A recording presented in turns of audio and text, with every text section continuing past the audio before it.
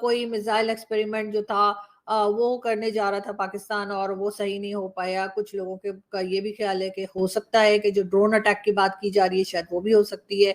और आवाज तो जैसे कि मैंने कहा आपको कि बहुत तेज साउंड थी और बताया यही गया है कि 50 किलोमीटर तक वो आवाज सुनी गई है।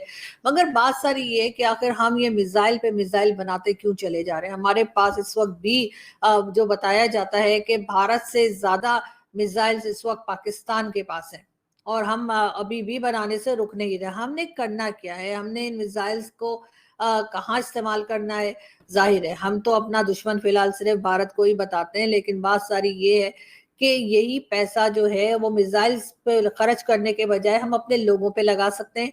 हमारे लोग जो भूखे मर रहे हैं, खुदकुशियां कर रहे हैं, लोगों के पास खाने को नहीं है, लोग अपने बच्चों तक के गले काट काट के फेंक रहे हैं। लेकिन यहाँ पर जो है वो पैसा अगर थोड़ा बहुत रह गया या कहीं से आया है मांगे तांगे का जो भी समझ लें, उसको हम खर्च कर रहे हैं मिसाइल्स बनाने में। इमरान खान, नवाज शरीफ सब सुन लो, कान खुलकर हम जाग चुके हैं। आपका सब बायोडाटा में हमारी जेबों में आ गया है। जागेंगे। इस दफा बाहर निकलो, इस दफा बाहर तो निकलो। आपकी कारें तोड़नी पड़ी, तोड़ देगा। गुर्बत खत्म नहीं कर रहे आप लोग, घर में बैठे हो। इंडिया की अगर हम बात करें तो वो अपने आई टीम के एक्सपर्ट बना के दे रहे हैं। क्या हम हिंदुस्तान का मुकाबला कर सकते हैं? अल्हम्दुलिल्लाह हम कलमा पढ़ने वाले हैं, जरूर करेंगे। हमारे में इतना जज्बा है। किस चीज में करेंगे? हर तरह का करेंगे, हम करने के लिए तैयार हैं। तो आप नरेंद्र मोदी को किस तरह देखती हैं, जैसे वो अपनी आवाम को रिलीफ दे रहे हैं? लिटरली अगर मैं अपने एक पॉइंट ऑफ व्यू से कहूँ कि मैं इंडिया को उनके लीडर के मुताबिक मैं कहती हूँ भाई this is the best leader for their country. और हमने बाहसियत पाकिस्तानी अपनी इज्जत को शुक्र अल्हम्दुलिल्लाह हर जगह खराब ही किया हुआ है। अब हमारा पासपोर्ट देखने के बाद वो ये सोचते हैं कि इनको अपने मुल्क में जाने दें या यहीं रोकें। जय हिंद दोस्तों, भारत स्पेशल चैनल में आप सभी का स्वागत है। पाकिस्तान से एक ऐसी न्यूज़ निकल के आ रही है जिसके सुन के दिमाग हिल जाएगा।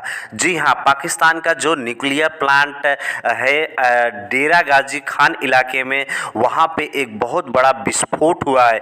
कहा यह जाता है कि इतना तेज वो विस्फोट था कि 50 किलोमीटर दूर तक सुनाई देता है और उसकी आवाज़ और जो विस्फोट का जो गुब्बारा उड़ता है, जो एक तरह के लाइट आप देख रहे हैं इस तरह का जो उठता है, वो दिखाई दिया 50 किलोमीटर दूर तक। कहा यह भी जा रहा है कि पाकिस्तान एक न्यूक्लियर जो है मिसाइल टेस्ट कर रहा था, वो फेल हो गया है और जो इतना बड़ा धमाका हुआ है वहाँ पे बहुत ज़्यादा सैनिक भी मारे गए हैं। कुछ लोगों का ये भी कहना है कि इस जो है न्यूक्लियर प्लांट पे ड्रोन हमला हुआ है। वो ड्रोन हमला किसने किया है वो अभी तक पता नहीं चला है।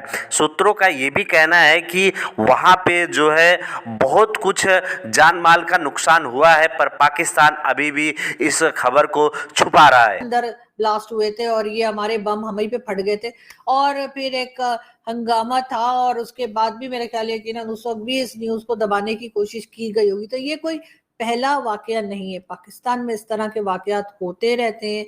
लेकिन इस वक्त आज जो कुछ हुआ है वो भी जरूर कहीं ना कहीं काफी लोग जो है उसके बारे में बात कर रहे हैं और उनको जो गवर्नमेंट की तरफ से या जो हमारे जो एस्टेब्लिशमेंट है उसकी तरफ से या किसी डीआईजी खान जो है यानी डेरा गाजी खान जो है उधर से जो न्यूज आ रही है, जो डिटेल्स आ रही हैं, उस पर ज्यादा भरोसा लोग नहीं कर रहे हैं। उसको हम अपने न्यूक्लियर एसिड्स और बढ़ा के पता नहीं हमने करना क्या, उनका चार डालना है, इसलिए कि वो तो हमारे किसी काम के हैं नहीं। कहा तो ये जाता है कि जी जो न्यूक्लियर एसिड्स होते हैं उससे कंट्री बड़ी महफूज रहती है जी, कोई आपकी तरफ देख नहीं सकता ये वो, लेकिन हमारी तरफ तो सभी देख रहे हैं और इतनी हिफाजत हमारी जो न्यूक्लियर एसिड्स है वो नहीं कर रहे जितनी हमें उनकी हिफाजत करनी पड़ रही है कि कहीं सऊदी अरब ना ले जाए, कहीं अमेरिका ना ले जाए, कहीं चाइना ना ले जाए, कहीं और कोई और ना ले जाए, कहीं ईरान ना मांग बैठे। और यही तमाशे करते करते हमने अपने मुल्क की ये हालत कर ली है। जुल्फिकार अली भुट्टो साहब ने कहा था कि जी हम घास खाएंगे लेकिन हम एटम बम बनाएंगे। और कहते हैं ना कि जी अपने जो आप बात करते हैं वो सोच समझ के अल्फाज अपने मुंह से निकालने चाहिए, क्योंकि कभी कभी सच हो जाते हैं। तो आज वही हाल है कि हम घास खा रहे हैं लेकिन हमने एटम बम बना लिया है। लेकिन अब बना लिया है तो बना लिया है तो बस कर दें। अब आप उसमें मजीद जो है वो क्यों बनाते चले जा रहे हैं, मजीद मिसाइल्स बनाते जा रहे हैं, मजीद बम बनाते चले जा रहे हैं। ये भी बताया जा रहा है कि न्यूक्लियर एसिड जो है वो बढ़ाते चले जा रहे हैं। यानी भारत जो हमसे कहीं आगे है, इकोनॉमी भी उनके पास ज्यादा है, एरिया वाइज भी बड़े हैं, पॉपुलेशन भी उनके पास बहुत है, हर चीज में वो हमसे कई गुना बड़ी कंट्री है। उनके पास इतने न्यूक्लियर एसिड्स नहीं है जितना एक पाकिस्तान, एक छोटी सी कंट्री न्यूक्लियर एसिड्स लेके बैठी हुई है। और अब हाल ये हो गया है कि लोग ये तक बात कर रहे हैं कि हमारी हालत इतनी खराब है, इतनी ज्यादा खराब हो चुकी है हमारी इकोनॉमी कि हो सकता है कि अब हम न्यूक्लियर एसिड्स बेचने पर आ जाएं या कोई हमसे खरीद ले। हो सकता है सऊदी अरब बात कर रहा है कि जी सऊदी अरब वाले कह रहे हैं कि वो न्यूक्लियर एसिड बनाना चाह रहे हैं या लेना चाह रहे हैं, तो उस बारे में भी बात की जा रही है कि हो सकता है कि मोहम्मद बिन सलमान जब पाकिस्तान का विजिट करे तो हो सकता है उस वक्त हम उन्हें ऑफर कर दें कि जी सेल लगी हुई है, 2-4 बम आप भी ले जाइए, साथ में वापस जाते हुए प्लेन में रख के ले जाइए। या फिर ये क्या हो सकता है वो खुद ही आकर हमें कहें कि जी आप लोगों के पास तो ऐसे फालतू पड़े हुए हमें दे दीजिए, इसलिए कि आपने तो बनाए भी इतने ज्यादा हैं। और जाहिर है कि ये वो जमाना तो नहीं है कि जिसमें न्यूक्लियर वॉर हो जाए या इसमें कोई एक दूसरे के ऊपर इस किस्म के टैक्स कर दे। ये और बात है कि हमारे पॉलिटिशियंस, चाहे वो शेख रशीद हो, चाहे कोई दूसरे पॉलिटिशियंस हो, वो हमेशा जब भी धमकी देते हैं भारत को या किसी भी कंट्री के लिए बात करते हैं, ज्यादातर खैर भारत के लिए ही करते हैं, किसी भी कंट्री के लिए क्या करेंगे, लेकिन ये कि वो सब यही कहते हैं कि जी हमने पाव पाव के बम बना लिए हैं और वो सिर्फ हिंदुओं को मारेंगे और वो मुसलमानों को छोड़ देंगे, और इस किस्म की बेवकूफ़ी की बातें हमारे पॉलिटिशियंस करते रहते हैं। और इनका ख्याल है कि शायद जो है वो ये जो न्यूक्लियर एसिड्स इन्होंने रखे हुए हैं या न्यूक्लियर वेपन्स जो रखे हुए हैं शायद ये कभी इस्तेमाल भी करेंगे। हालांकि इनको इतनी अक्ल नहीं है कि ये इस्तेमाल करने के लिए नहीं होते। मगर बात सारी ये है कि मैं दोबारा उसी जगह पर आऊंगी कि आखिर ये बनाते क्यों जा रहे हैं।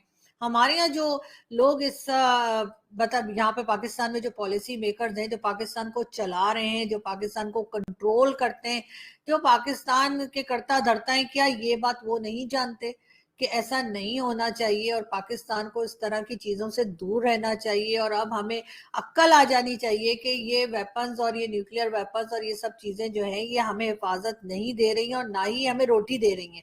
इस वक्त हमारे लोग भूखे हैं, उनको इस वक्त अब विंटर स्टार्ट होने वाला है, अब लोगों को सर्दी के कपड़े नहीं मिलेंगे, फिर हमें ये खबरें मिलेंगी, इसी तरह की न्यूज आएंगी, इतने लोग यहाँ मर गए और इतने लोग वहां पे अपनी जान से चले गए। लेकिन हमारे जो लोग जिनके हाथ में पावर है वो बैठकर सिर्फ और सिर्फ मिसाइल्स बना रहे हैं और या फिर यही न्यूक्लियर एसिड्स जो हैं या न्यूक्लियर वेपन्स जो हैं उन्हीं को बढ़ाते चले जा रहे हैं। मतलब कोई भी ऐसा इंसान जिसके अंदर थोड़ी सी भी इतनी सी भी अकल होगी वो हैरान हो जाएगा कि भारत जैसी कंट्री जो हमसे कहीं ज्यादा पावरफुल है, कहीं ज्यादा इकोनॉमी वाइज और हर चीज में आगे, उनके पास न्यूक्लियर वेपन्स हमसे कम है। और हम किस लिए बनाते चले जा रहे हैं हमें खुद समझ